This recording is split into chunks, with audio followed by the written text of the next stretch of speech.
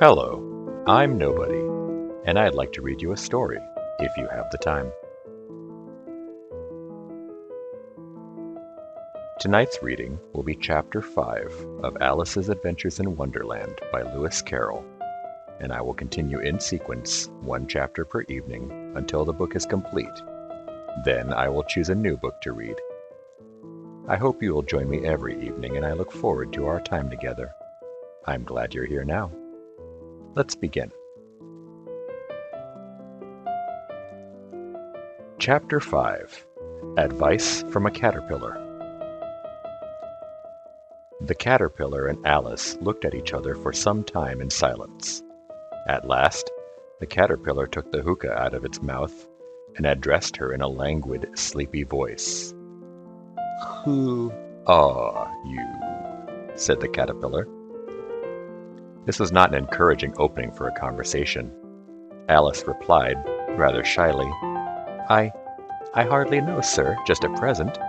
At least, I know who I was when I got up this morning, but I think I must have been changed several times since then." "What do you mean by that?" said the caterpillar sternly. "Explain yourself." "I can't explain myself, I'm afraid, sir," said Alice, "because I'm not myself, you see." "I don't see," said the caterpillar. "I'm afraid I can't put it more clearly," Alice replied very politely, "for I can't understand it myself to begin with, and being so many different sizes in a day is very confusing." "It isn't," said the caterpillar. "Well, perhaps you haven't found it so yet," said Alice, "but when you have to turn into a chrysalis, you will someday, you know, and then after that into a butterfly, I should think you'll feel it a little queer, won't you?" "Not a bit," said the caterpillar. "Well, perhaps your feelings may be different," said Alice. "All I know is it would feel very queer to me." "You," said the caterpillar contemptuously. "Who are you?" Which brought them back again to the beginning of the conversation. Alice felt a little irritated at the caterpillar's making such very short remarks, and she drew herself up and said very gravely, "I think you ought to tell me who you are first." "Why?" said the caterpillar. Here was another puzzling question, and as Alice could not think of any good reason, and as the caterpillar seemed to be in a very unpleasant state of mind, she turned away. "Come back," the caterpillar called after her. "I've something important to say." This sounded promising, certainly. Alice turned and came back again. "Keep your temper," said the caterpillar. "Is that all?" said Alice, swallowing down her anger as well as she could. "No," said the caterpillar. Alice thought she might as well wait, as she had nothing else to do, and perhaps after all it might tell her something worth hearing. For some minutes it puffed away without speaking, but at last it unfolded its arms, took the hookah out of its mouth again, and said, "So you think you've changed, do you?" "I'm afraid I am, sir," said Alice. "I can't remember things as I used, and I don't keep the same size for 10 minutes together." "Can't remember what things?" said the caterpillar. "Well, I've tried to say, 'How doth the little busy bee?' but it all came different," Alice replied in a very melancholy voice. "Repeat. You are old, Father William," said the caterpillar. Alice folded her hands and began. "You are old, Father William," the young man said, "and your hair has become very white, and yet you incessantly stand on your head. Do you think at your age it is right?" "In my youth," Father William replied to his son, "I feared it might injure the brain. But now that I'm perfectly sure I have none, why I do it again and again." "You are old," said the youth, "as I mentioned before, and have grown most uncommonly fat. Yet you turned a back somersault in at the door. Pray, what is the reason of that?" "In my youth," said the sage, as he shook his grey locks, "I kept all my limbs very supple by the use of this ointment, 1 shilling the box. Allow me to sell you a couple?" "You are old," said the youth, "and your jaws are too weak for anything tougher than suet. Yet you finished the goose with the bones and the beak. Pray, how did you manage to do it?" "In my youth," said his father, "I took to the law and argued each case with my wife, and the muscular strength which it gave to my jaw has lasted the rest of my life." "You are old," said the youth. "One would hardly suppose that your eye was as steady as ever. Yet you balanced an eel on the end of your nose.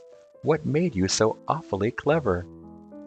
"I have answered 3 questions, and that is enough," said his father. "Don't give yourself airs. Do you think I can listen all day to such stuff? Be off, or I'll kick you downstairs." "That is not said right," said the caterpillar. "Not quite right, I'm afraid," said Alice timidly. "Some of the words have got altered." "It is wrong from beginning to end," said the caterpillar decidedly, and there was silence for some minutes. The caterpillar was the first to speak. "What size do you want to be?" it asked. "Oh, I'm not particular as to size," Alice hastily replied. "Only one doesn't like changing so often, you know." "I don't know," said the caterpillar. Alice said nothing. She had never been so much contradicted in her life before, and she felt that she was losing her temper. "Are you content now?"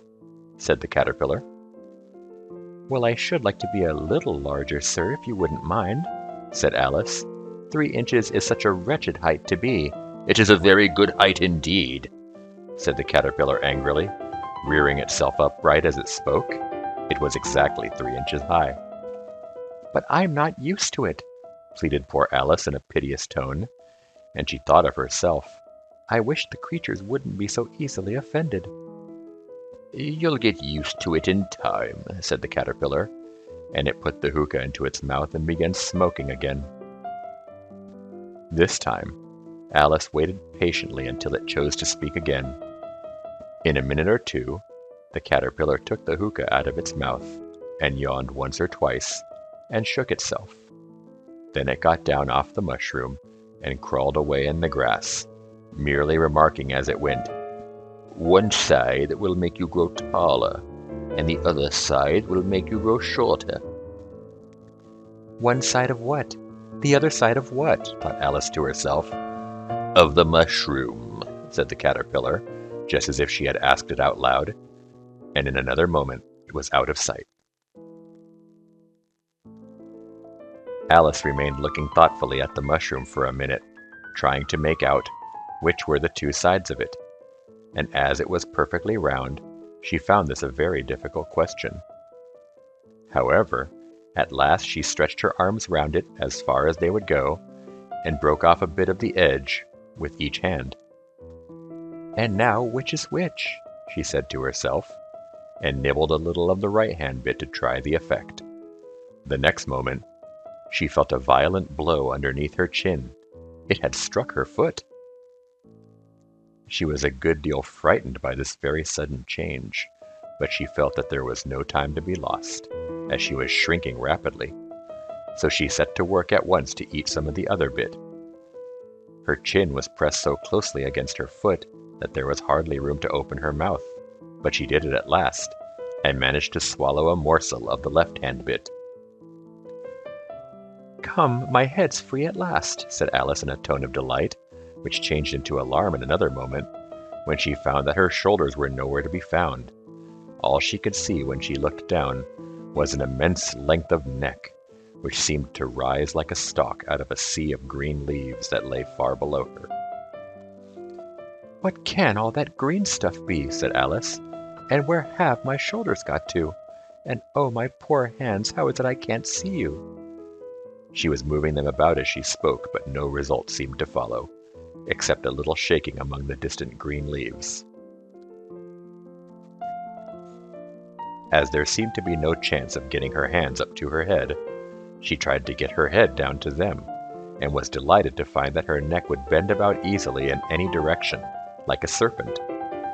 She had just succeeded in curving it down into a graceful zigzag and was going to dive in among the leaves, which she found to be nothing but the tops of the trees under which she had been wandering, when a sharp hiss made her draw back in a hurry. A large pigeon had flown into her face and was beating her violently with its wings. "Serpent!" screamed the pigeon. "I'm not a serpent," said Alice indignantly. "Let me alone." "Serpent, I say again!" repeated the pigeon, but in a more subdued tone, and added with a kind of sob, "I've tried every way, and nothing seems to suit them." "I haven't the least idea what you're talking about," said Alice. "I've tried the roots of trees, I've tried banks, and I've tried hedges," the pigeon went on without attending to her. "But those serpents, there's no pleasing them." Alice was more and more puzzled, but she thought there was no use in saying anything more till the pigeon had finished. "As if it wasn't trouble enough hatching the eggs," said the pigeon, "but I must be on the lookout for serpents night and day. Why, I haven't had a wink of sleep these 3 weeks."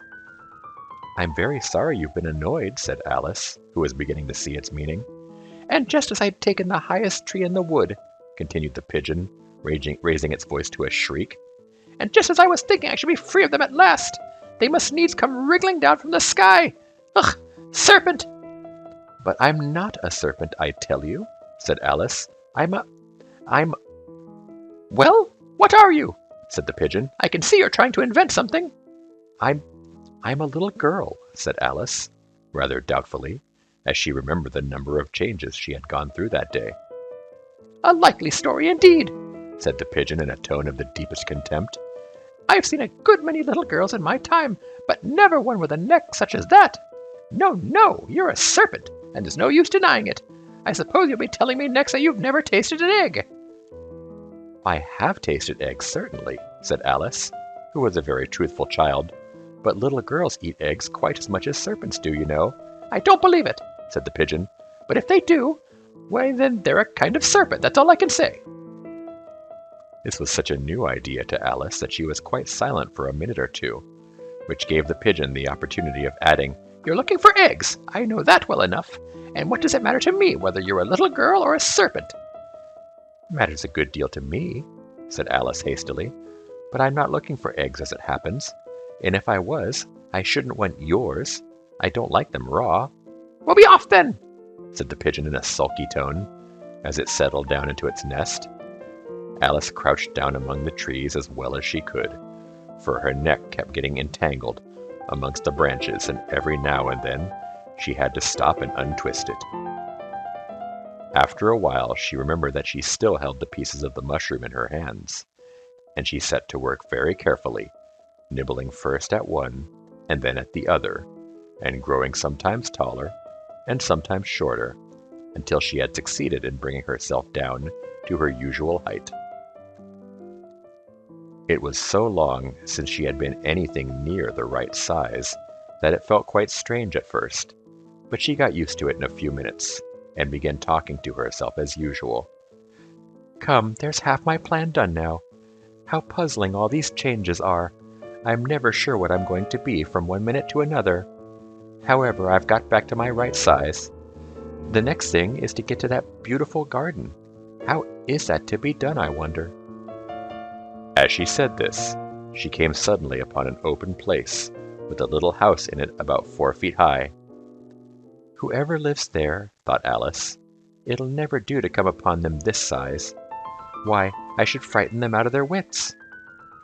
So she began nibbling at the right-hand bit again, and did not venture to go near the house till she had brought herself down to 9 inches high.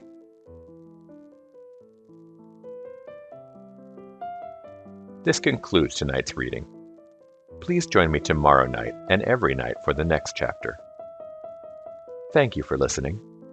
Time really is the most precious thing we have, as no matter how hard we try, we cannot make more of it. As such, I truly appreciate you sharing some of your precious time with me. These stories will always be here for you, whenever you have the time. Until next time, never forget, I am nobody, and nobody loves you.